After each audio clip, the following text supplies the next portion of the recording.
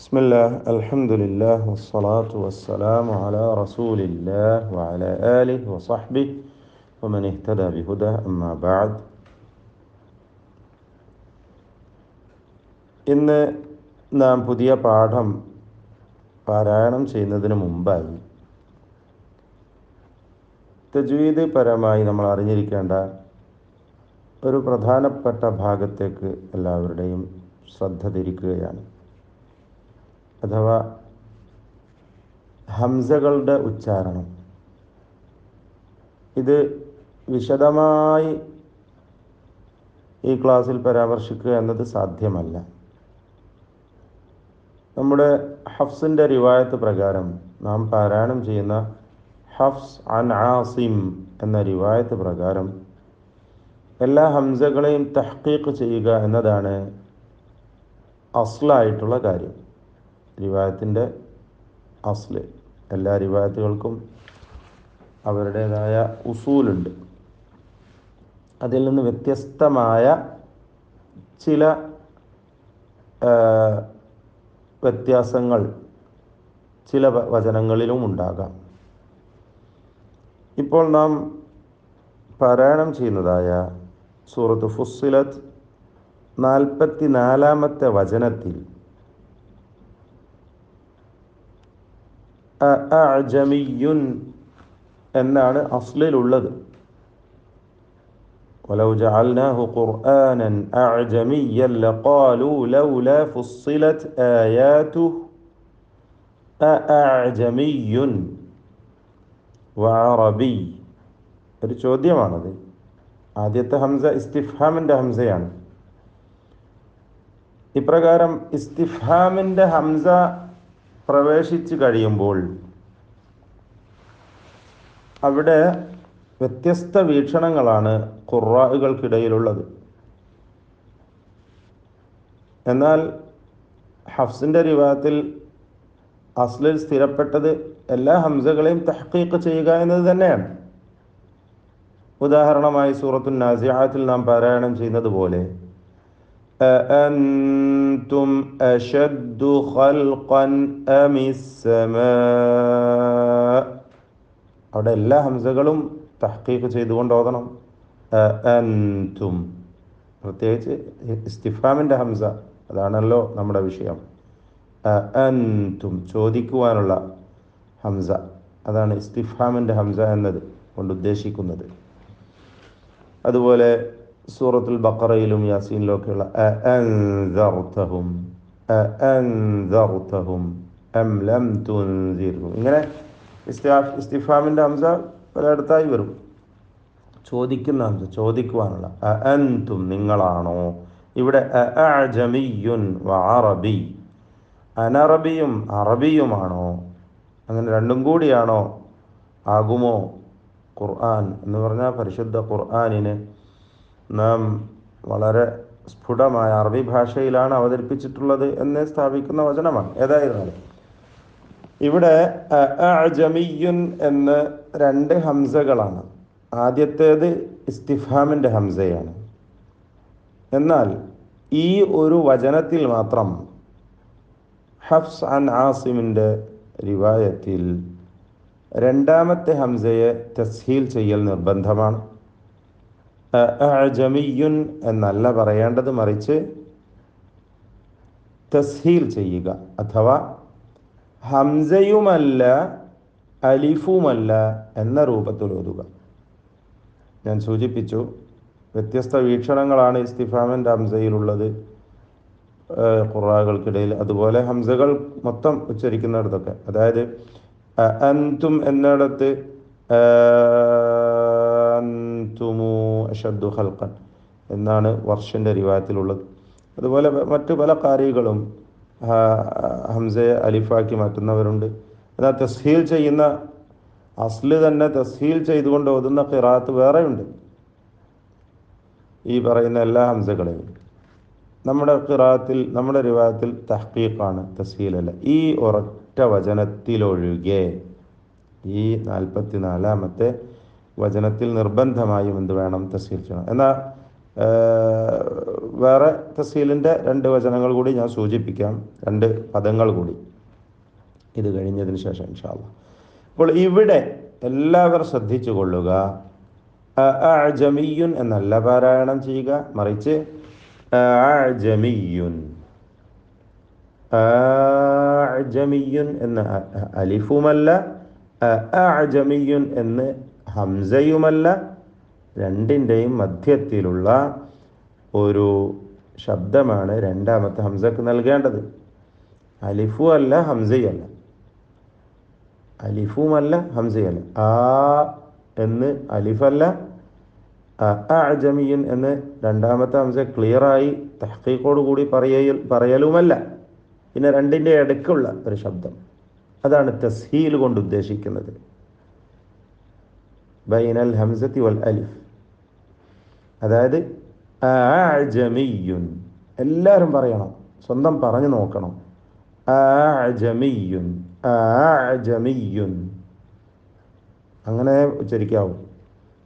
ഹഫ്സിൻ്റെ റിവായത്ത് അങ്ങനെയാണ്. എന്നാൽ തസ്ഹീൽ ചെയ്യുന്ന അസ്ല് തന്നെ പല ഹംസകൾ, ഇത്തരം ഹംസകളൊക്കെ തസ്ഹീൽ ചെയ്യുന്ന വേറെ ഖിറാഅത്തുകളുണ്ടെന്ന് ഞാൻ സൂചിപ്പിച്ചു. ഇവിടെ ഹഫ്സിൻ്റെ റിവായത്ത് നിർബന്ധമായും തസ്ഹീലാണ്. അതിനെ സൂചിപ്പിക്കുന്ന ഒരു അടയാളമാണ് അലിഫിന് മുകളിൽ കൊടുത്തിട്ടുള്ളത്. അഅ്ജമിയ്യുൻ എങ്ങനെയാണ് ഓതുക? അഅ്ജമിയ്യുൻ. അഅ്ജമിയ്യുൻ എന്ന് വ്യക്തമാവരുത്, അഅ്ജമിയ്യുൻ എന്ന അലിഫുമാവരുത്. രണ്ടിൻ്റെയും ഇടക്കുള്ള അഅ്ജമിയ്യുൻ എന്ന് തസ്ഹീൽ ചെയ്യേണ്ടതാണ്. ഇനി മറ്റ് തസ്ഹീൽ ചെയ്യപ്പെടുന്ന ഹംസകൾ എവിടെയൊക്കെയാണ്? ഇത് ഈ ഒരു ഭാഗം നിങ്ങൾക്ക് വ്യക്തമായി മദീന മുസ്ഹഫിൻ്റെ ഒക്കെ അവസാനത്തിൽ കൊടുത്തിട്ടുണ്ട്. ആ കാര്യങ്ങൾ വിശദമായി അവിടെ പരാമർശിച്ചിട്ടുണ്ട്. നിങ്ങൾക്ക് വേണമെങ്കിൽ അതും പരിശോധിക്കാവുന്നതാണ്. വദഉൻ നുഖ്തത്തി السالفة ذكره بدون الحركة مكان الهمزة يدل على تسهيل الهمزة بين وهو هنا النطق بالهمزة بينها وبين الألف. അതാണ് ഇവിടെ ഉദ്ദേശിച്ചിട്ടുള്ള ആ ചിഹ്നം, ആ അടയാളം കൊടുത്തിട്ടുള്ളത്. ഇനി മറ്റ് തസ്ഹീൽ ചെയ്യപ്പെടുന്ന ഹംസകൾ എവിടെയാണ്? ഇദാ ദഖലത് ഹംസത്തുൽ ഇസ്തിഫാമി അലാ ഹംസത്തിൽ വസ്ൽ. വസ്ലിൻ്റെ ഹംസയിൽ ഹംസത്തുൽ ഇസ്തിഫാം പ്രവേശിക്കുക. ഇവിടെ വസ്ലിൻ്റെ ഹംസയിലല്ല പ്രവേശിച്ചു, ഇവിടെ 1-ാം നമ്പർ ശരിയായ ഖത്ഇൻ്റെ ഹംസയിൽ തന്നെയാണ് ഇവിടെ പ്രവേശിച്ചത്. എന്നാൽ വസ്ലിൻ്റെ ഹംസയിൽ ഹംസത്തുൽ ഇസ്തിഫാം പ്രവേശിക്കുമ്പോൾ, അതായത് ലാമു തഅരീഫ് ഉള്ളതായ വസ്ലിൻ്റെ ഹംസ, ജാസ ലി ഹഫ്സിൻ ഫി ഹംസത്തിൽ വസ്ലി വജ്ഹാനി. ഹഫ്സിന് ഹംസത്തുൽ വസ്ലിൽ 2 വജ്ഹ് ഉണ്ടായിരിക്കും. അവിടെ ഇസ്തിഫാമിൻ്റെ ഹംസ പ്രവേശിച്ചാൽ, ഒന്ന് ഇബ്ദാലുഹ അലിഫൻ മഅൽ മദ്ദിൽ മുഷ്ബഅ ഐ ബിമിഖ്ദാരി 6 ഹറകാത്ത്. 6 ഹറക്കത്തിൻ്റെ അളവിൽ ഇഷ്ബാ ചെയ്ത് പൂർത്തിയാക്കുന്ന മദ്ദോടുകൂടി അലിഫാക്കി മാറ്റാം. വസാനിഹിമ രണ്ടാമത്തെ വജ്ഹ്, രണ്ടാമത്തെ രീതി, തസ്ഹീലുഹ ബൈന ഐ ബൈന ഹ വ ബൈനൽ അലിഫ്. ഹംസയല്ല അലിഫു അല്ലാത്ത രൂപത്തിൽ ഇപ്പം നമ്മൾ ഓതിയതുപോലെ തസ്ഹീലാക്കുക എന്നതാണ് രണ്ടാമത്തെ രീതി. മഅൽ ഖസ്ർ, അവിടെ ദീർഘം നൽകാതെ. വൽ മുറാദ് ബിഹി അദമുൽ മദ്ദി അസ്ല, അവിടെ ഉദ്ദേശിക്കുന്ന തീരെ ദീർഘം കൊടുക്കാതിരിക്കുക. വൽ വജ്ഹുൽ അവ്വൽ മുഖദ്ദമുൻ ഫിൽ അദാ വജറ അലൈഹി അദ്ദബ്ത്. എന്നാൽ ആദ്യത്തെ രീതിയാണ് പ്രയോഗത്തിൽ മുന്നിൽ നിൽക്കുന്നത്. ആ അടിസ്ഥാനത്തിലാണ് ദബ്ത്ത് കൊടുത്തിട്ടുള്ളത്, അഥവാ പരിശുദ്ധ ഖുർആനിൽ എഴുത്ത് നിർവഹിച്ചിട്ടുള്ളത്, എഴുതിയിട്ടുള്ളത്. ഇത് ഒന്നാമത്തേത് എവിടെയാണ്? സൂറത്തുൽ അൻആമിൽ ആണ് ഒന്നാമത്തേത്. അത് 6 പദങ്ങളിലുണ്ട്, 6 സ്ഥലങ്ങളിൽ സൂറത്തുൽ അൻആമിൽ തന്നെ വന്നിട്ടുണ്ട്. അതെവിടെയാ? ദക്കറൈനി ഹറമ അമിൽ ഉൻസയൈൻ. ആയത്തൊന്ന് മറിക്കുന്നത് നമുക്ക് വളരെ നല്ലതാണ്. സൂറത്തുൽ അൻആമിലെ ദക്കറൈനി എന്ന ആ ഭാഗമൊന്ന് എല്ലാവരും ഒന്ന് മറിച്ചിട്ട് ഓതി നോക്കേണ്ടതാണ്. അവിടുത്തെ 2 വജ്ഹും നമുക്കൊന്ന് പരിശീലിക്കാം ഈ സന്ദർഭത്തിൽ.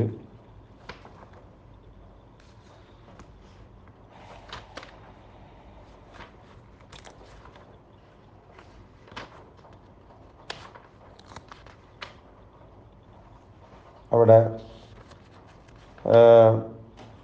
143 ആയത്തിൽ അല്ലേ, 143 അതുപോലെ അടുത്ത ആയത്തിലൊക്കെ ഉണ്ട്. എന്താണ് അവിടെ? ഖുൽ പേജ് 147 പേജ് 147 ഖുൽ الذكرين حرم أم الأنثيين. ഇതാണ് മുഖദ്ദമും ഫിൽ അദാ, പ്രയോഗത്തിൽ മുൻപന്തിയിലുള്ളത്. എന്നാൽ അവിടെ മറ്റൊരു വജ്ഹ് ഹഫ്സിനുള്ളത് എന്താണ്? തസ്ഹീൽ ചെയ്യുക എന്നതാണ്. അത് ഖുൽ അദ്ദകറൈനി, ഖുൽ അദ്ദകറൈനി എന്ന് ഓതുക. അദ്ദകറൈനി ഇതിനെ വീണ്ടും വരുന്നുണ്ട് ഇതേ ആയത്തിൽ തന്നെ. ഇതാണ് ഒരു പദം. രണ്ടാമത്തെ പദം സൂറത്ത് യൂനുസ് 2 വചനങ്ങളിലുള്ള ആൽ ആന 51, 91 എൻ്റെ ഓർമ്മ ശരിയാണെങ്കിൽ സൂറത്ത് യൂനുസ് 51-ലും 91-ലുമാണ്. ആ പേജ് മറിച്ച് വെക്കുക.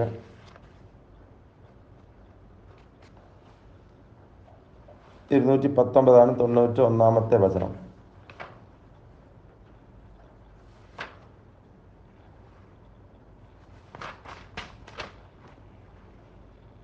ഇരുന്നൂറ്റി 14 51. അവിടെ എന്താണ്?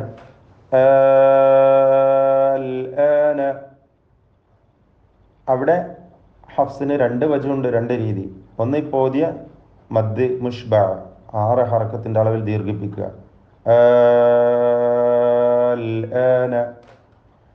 രണ്ടാമത്തേത് എന്ന് തസ്ഹീൽ ചെയ്യുക.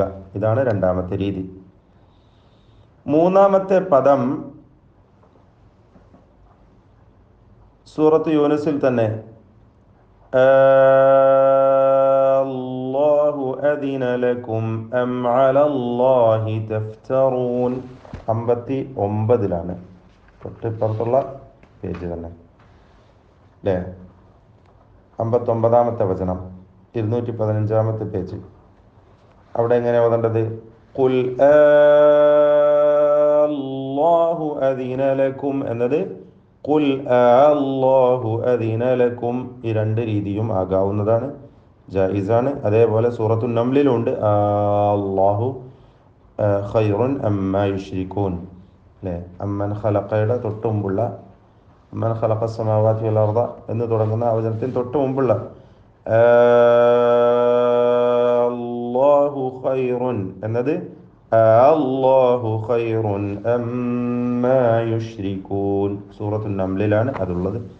ഇവിടെ ഇബ്ദാലും തസ്ഹീലും 2 രീതിയും ഹഫ്സിന് ജായിസാണ് എന്നാണ് സൂചിപ്പിച്ചത്. അദ്ദകറൈനി, അൽ ആന, അല്ലാഹു, ഈ 3 പദങ്ങൾ. كما يجوز الإبدال والتسهيل لبقية القراء في هذه المواضع. അങ്ങനെ മറ്റു ഖുറാകളുടെ വീക്ഷണവും ഇവിടെ സൂചിപ്പിക്കുന്നുണ്ട്. നമുക്ക് ഹഫ്സിൻ്റെ വീക്ഷണമാണ് മനസ്സിലാക്കേണ്ടത്.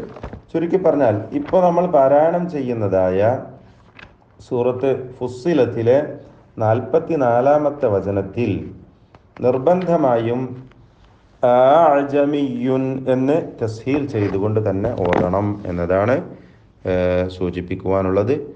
അവിടെ മദ് നൽകുന്ന വീക്ഷണമില്ല, മറിച്ച് തസ്ഹീൽ മാത്രമാണ്. ബാറക്കല്ലാഹു ഫീക്. ബിസ്മില്ലാഹ്, അൽഹംദുലില്ലാഹ്, വസ്സലാത്തു വസ്സലാം